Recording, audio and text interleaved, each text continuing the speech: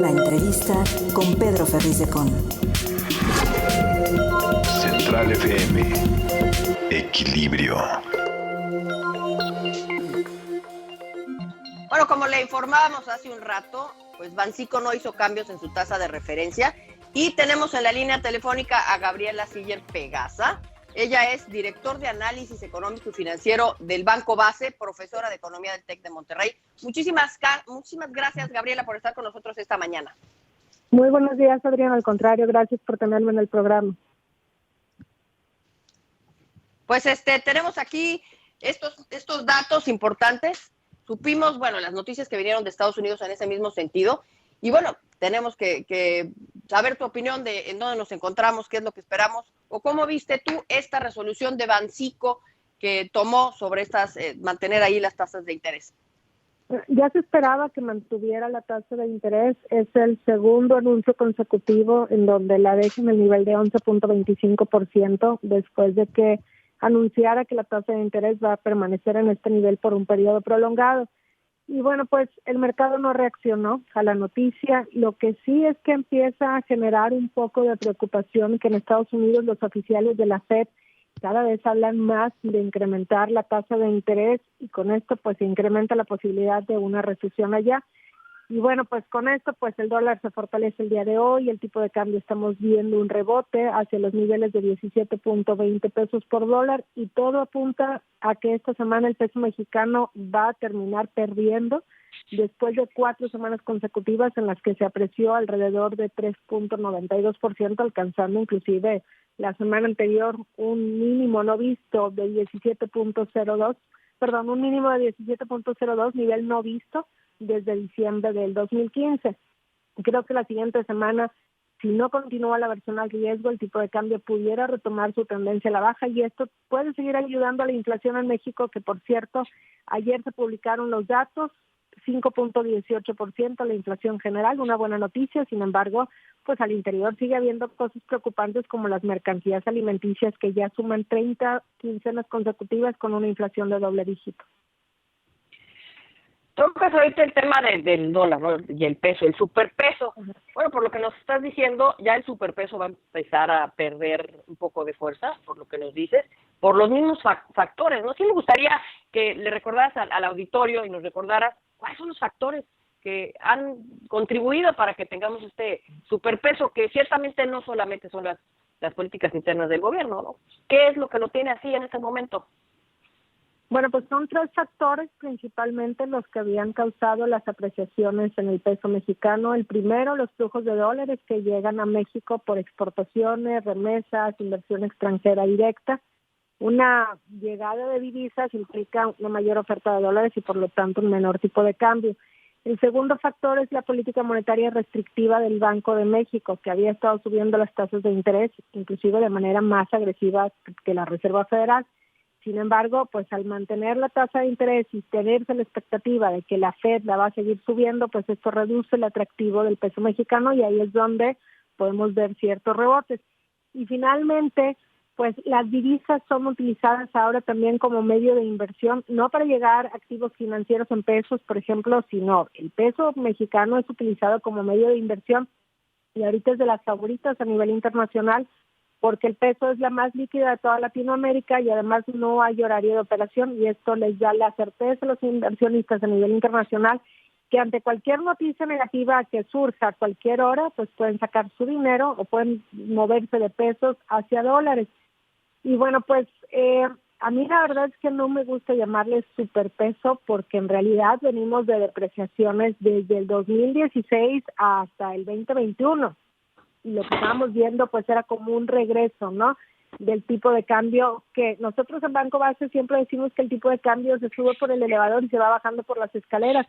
Se subió muy rápido, inclusive alcanzando un nivel máximo histórico durante la pandemia y se ha estado bajando gradualmente hasta los niveles de la semana anterior donde pues alcanzó un tipo de cambio no visto desde el 2015. Ahorita lo que estamos viendo es un ligero rebote precisamente porque hay aversión al riesgo, dado que salieron datos negativos para algunos países de Europa y todo apunta a que algunos están en recesión. En Estados Unidos algunos oficiales de la Fed siguen diciendo que van a seguir subiendo la tasa de interés y con esto pues también se incrementa la probabilidad de recesión en Estados Unidos y todo esto obviamente genera miedo a nivel internacional, cambian los portafolios de inversión, dejan los activos que consideran riesgosos como el peso mexicano y esto es lo que tiende a subir al tipo de cambio. Que te digo, esta semana yo creo que vamos a cerrar con una pérdida después de 4 semanas consecutivas con ganancias. Hacia adelante, ¿qué se espera para el peso mexicano? Pues te interrumpí, perdón, ibas a decir algo. No, pensé que habías acabado. Continúa, por favor, Gaby. Sí, hacia adelante para el peso mexicano, mira, yo creo que hay una buena probabilidad de que pueda volver a cotizar en niveles cercanos alrededor de los 17 pesos por dólar. Sin embargo, si se llega a materializar la recesión en Estados Unidos y esto se ve reflejado en una desaceleración en las exportaciones o en las remesas que llegan a México, pues obviamente el tipo de cambio va a tender a subir. Y también si la Fed se vuelve o toma un tono más agresivo y sube más de 2 ocasiones la tasa de interés, o todo apunta a que será más restrictivo en el año, pues entonces yo creo que esto pudiera estar apuntando a niveles inclusive por encima de los 17.50 pesos por dólar. Entonces, la volatilidad en el mercado cambiario va a seguir porque las noticias, pues ahí están, todo lo de la Fed, yo creo que el tipo de cambio va a seguir bailando al son que le toque la Reserva Federal, también de noticias relacionadas con la guerra entre Rusia y Ucrania, y también por la posibilidad de recesión en Europa y en Estados Unidos no se diga, que por cierto en Estados Unidos todavía la posibilidad de recesión sigue muy elevada. Nosotros calculamos una probabilidad de 90% de que Estados Unidos pueda caer en una leve recesión en los siguientes 12 meses. Y justamente eso quería preguntarte, porque aquí parece ser que como puso en pausa la Federación, la Reserva Federal, el Banco Central de los Estados Unidos, puso en pausa el último informe de las tasas de interés, es decir, lo congeló y no lo subió, pero sí advirtió que antes de que acabe el año vienen 2 más, pues aquí como que se pensaba que esas nubecitas que veíamos ahí en el cielo hacia la recesión, que empezaban a irse poco a poco, pero por lo que me estás diciendo, ¿todavía sientes tú que existe el riesgo? ¿Dónde lo pondrías? ¿De moderado a fuerte el riesgo de que se sienta una recesión aquí en los Estados Unidos? ¿Y qué tan profunda la visualizas tú? Mira, yo creo que es elevada todavía la probabilidad de recesión en Estados Unidos, pero sería una recesión leve. Esto se ve reflejado en las ventas mayoristas y minoristas, también en el precio de las casas, que ha ido a la baja, inclusive ya con una variación anual negativa en el índice Case-Shiller, la primera desde el 2012, cuando apenas se recuperaban de la gran recesión o recesión del 2009. Otros indicadores económicos, actividad industrial, el ISM manufacturero también está en zona de contracción, pero sobre todo lo que preocupa es la situación de la banca allá. Aunque ya no se espera que ningún banco colapse, pues los bancos comerciales siguen pidiendo ayuda a la Reserva Federal y con esto se siguen viendo semanas de desaceleración o contracción en el otorgamiento de crédito. Y en Estados Unidos, pues prácticamente todo compran a crédito. Entonces, si no hay más crédito, pues ahí es donde puede venir una baja en la actividad económica. Pero te repito, yo creo que sería una recesión leve. Y si no se materializa la recesión, pues de plano sí se vería una desaceleración económica con un crecimiento este año entre 1 y 1.5%, después de que el año pasado crecieron 2%. Para México, esto se está viendo reflejado en la desaceleración en las exportaciones y en las remesas que llegan, y las remesas pues son importantísimas para el consumo en México, el cual también yo creo que se va a desacelerar. Para este año en México estimamos una tasa de crecimiento entre el 2 y el 2.5% después de haber crecido el año pasado 3%. Hace ratito nos decías, Gaby, que preocupaba que en Estados Unidos se volvieran a dar estas 2 alzas en las tasas de interés. ¿Por qué? ¿Cómo así, pues, de manera entendible para el público? ¿Por qué nos debe preocupar o por qué nos puede afectar el que Estados Unidos alce una vez más o 2 las tasas de interés? Bueno, Estados Unidos es la economía más grande del mundo y además es el principal socio comercial de México. Lo que les sucede a Estados Unidos, pues en México obviamente pasa, pero de manera más amplia. Y bueno, pues si la Fed vuelve a subir la tasa de interés, que yo creo que sí la van a subir en al menos una ocasión más, porque la inflación todavía sigue estando en niveles muy elevados, pues entonces esto hace que la gente en Estados Unidos tenga que pagar más intereses, les queda menor ingreso disponible y por lo tanto no pueden comprar tanto. de sus propios productos o los productos del exterior, y ahí es donde se da la desaceleración en las exportaciones que México envía hacia Estados Unidos. Además, también la mayor parte de las remesas que llegan a nuestro país es de mexicanos que trabajan en Estados Unidos, y Estados Unidos siguen subiendo la tasa de interés, pues también puede implicar una menor contratación de personal o una mayor tasa de desempleo. Con esto, pues, los migrantes que están allá ya no podrán enviar tantas remesas. Entonces, hay una correlación muy estrecha entre la economía mexicana y la de Estados Unidos. Si en Estados Unidos sigue subiendo la tasa de interés, pues la actividad económica se desacelera, y con esto inmediatamente también la actividad económica de México se desacelera. Ese tema que tocas de los empleos, qué interesante, ¿no? Yo no sé si tú, como economista y como estudiosa de muchísimos modelos a lo largo de diferentes países, este fenómeno de que estemos con una inflación alta en Estados Unidos, y pues hace un tiempo más alta todavía, pero que el mercado laboral siga creciendo, es decir, que siga habiendo una gran cantidad de empleos. ¿Habías visto este fenómeno antes o es algo nuevo? Fíjate que lo que está pasando en México es que, bueno, tenemos una tasa de desempleo bajísima, cerca de los niveles mínimos históricos. Yo creo que en gran parte tiene que ver con la oportunidad del nearshoring, que llegan inversiones del exterior, y por lo tanto, pues obviamente esto también genera creación de empleo. Pero algo bien relevante es que, a pesar de que la tasa de desempleo en México está a niveles muy bajos, seguimos teniendo los problemas de informalidad, con casi el 55% de los ocupados en este esquema, y también de la subocupación.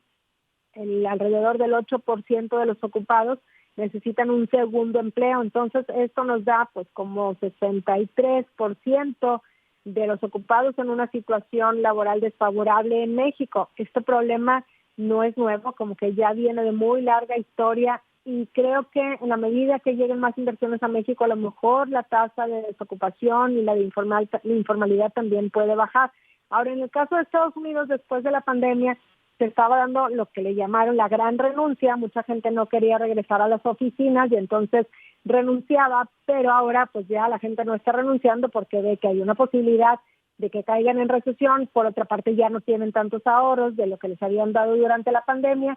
Y también esta combinación entre que la economía de Estados Unidos se desacelera, pero como quiera sigue creciendo, y la gente no está renunciando y quiere tener un trabajo, pues es lo que ha causado una baja tasa de desempleo. Entonces, yo creo que son fenómenos todavía como de reacomodo después de la pandemia. Inclusive para el caso de México, lo del nearshoring pues también se ha impulsado por el incremento en los costos logísticos, lo que sucedió durante la pandemia, y todavía veremos, yo creo que durante este y el siguiente año, este reacomodo en el mercado laboral tanto de Estados Unidos como de México.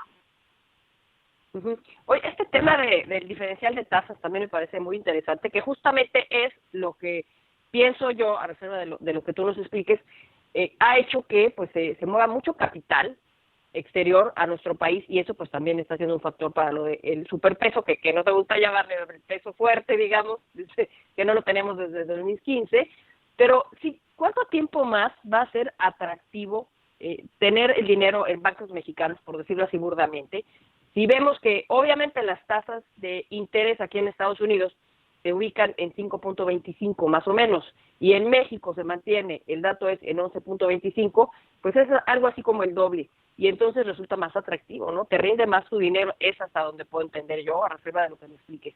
¿Cuánto tiempo más se va a tener esa oportunidad de que esté llegando este capital a México por este asunto del diferencial de tasas? Fíjate que el amplio diferencial de tasas de interés entre México y Estados Unidos no ha traído más capitales. En realidad, en el 2023 seguimos viendo salidas de capitales de México. Esto, por supuesto, que sorprende, porque pues la tasa de interés en México debería de estar atrayendo oleadas de capitales, ¿no?, al país. En realidad, las salidas de capitales se han dado por una mayor incertidumbre. Inclusive en el mes de mayo vimos alrededor de, no me acuerdo la cifra exacta, pero fueron como 60,000 millones de pesos lo que salieron del país. Mayo ha sido por mucho el mes en donde más capitales han salido de México, y esto estuvo directamente relacionado con los decretos que se dieron en ese mes y también en la ocupación parcial que se dio a 3 vías férreas de Ferrosur.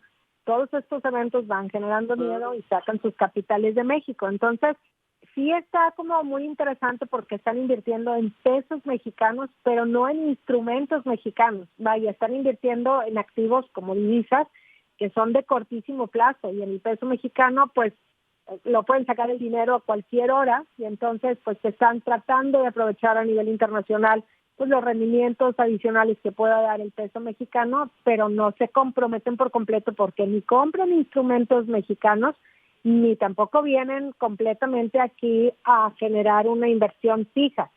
Sí está creciendo México por el nearshoring, pero podríamos aprovecharlo mucho más. Entonces, el diferencial de tasas de interés es muy amplio, pero ni así vemos que sí que entran capitales a nuestro país. Sí, Gaby, ya nada más la última pregunta antes de irnos, ya nos están marcando pausa. El reto de llegar a una inflación en Estados Unidos es el 3%. O sea, la meta es llegar al 3% de inflación. Ahorita estamos en 4.1%.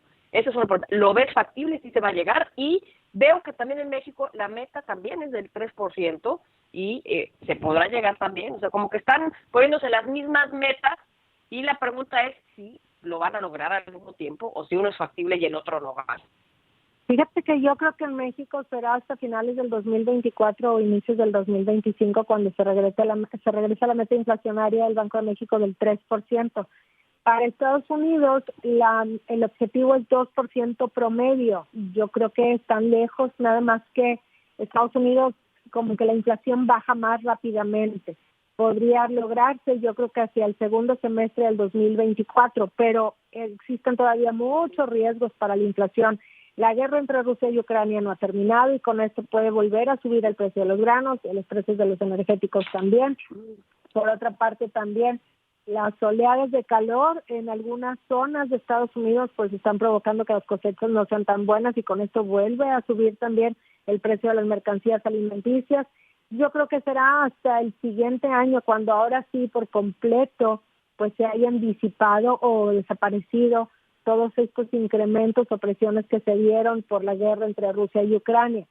Pero si por alguna razón, por ejemplo, la guerra escala y ya no se da el corredor de granos en el Mar Negro, pues entonces estaríamos viendo inflaciones más altas y con esto pues hasta más adelante estarían alcanzando el 2% objetivo promedio que tienen allá y el 3% de aquí, y ahí, bueno, pues habría más incrementos en la tasa de interés.